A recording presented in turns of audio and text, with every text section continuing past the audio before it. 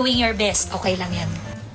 Nagbabalita mula sa frontline, Mon Galvez, News 5. Hindi ka naman talagang dialogue. Okay na? Okay na? Try natin. Uy, Ay, paano? tinanggal ko. Eme. Wala, hindi ko rin mabuksan. Oh, mag-wide na lang tayo. Okay. Mary. Okay. Sige ko. Oy! Wow! Ito na din ba? Sosyal!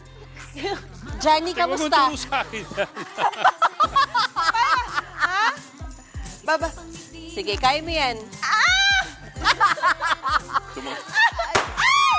Wow! Merry Christmas! Merry Christmas! Susutin ko pa ito bukas. Wow! Yay! Successful! Yay! Inom tayo ng may ano. Cheers! Kay Lancer Ed. Merry Survive the Christmas. year. Para sa lahat ng mga kapatid natin. Para sa inyo to. Ito sa akin eh. Wow!